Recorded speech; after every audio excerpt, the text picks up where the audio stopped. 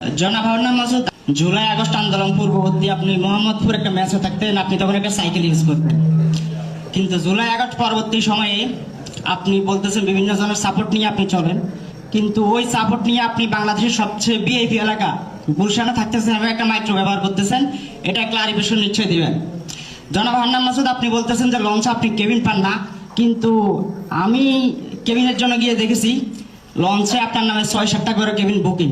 এটা আমার নিজ চোখে দেখা, যদি আমি ছবি তুলে আনি তাহলে প্রমাণ দেখাতে পারতাম।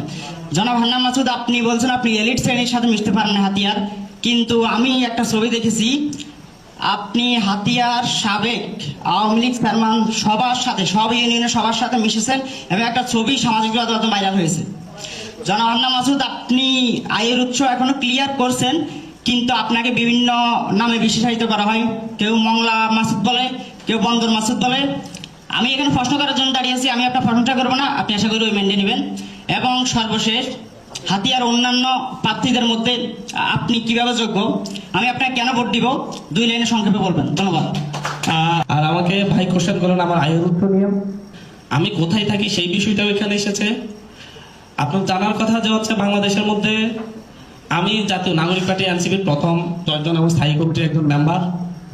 আমি যখন বৈষম্য বিরোধী ছাত্র আন্দোলনের মুখ্য সংগঠক ছিলাম, তখন থেকেই বৈষম্য বিরোধী ছাত্র আন্দোলনের ফান্ড এবং পার্টি ফান্ড থেকে আমাকে গাড়ি ব্যবহার করতে দেওয়া হয়েছে, এবং আমাদের এই যারা স্থায়ী কমিটির মেম্বার আছে, পলিটিক্যাল মেম্বার, তারা প্রত্যেকে এটা ব্যবহার করে, এই ক্ষেত্রে পার্টি ফান্ড আনে। আর থাকার যে অবস্থাটা, আমি মোহাম্মদপুরেও মেসে থাকতাম না, আমি মোহাম্মদপুরেও বাসা নিয়েই থাকতাম, এবং আমি যখন টিউশন করতাম তখন আমি মান্থলি 70 থেকে 80,000 টাকা ইনকাম করতাম। এবং সেই জায়গায় আমার এখানে বেসমেন্ট যারা আছে তাদের প্রত্যেকে জিজ্ঞাসা করুন, আমার বেসের মধ্যে সবচেয়ে বেশি টিউশন আমি নিজে করতাম।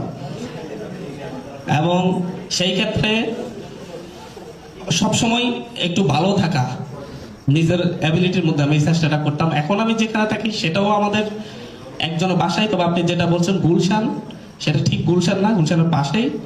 তো সেই জায়গার ভাড়াটা সেটাও আমার বাসা না, এবং হচ্ছে নিজে ভাড়া দিয়ে থাকি না। এই কথাগুলো আসলে বলা উচিত না।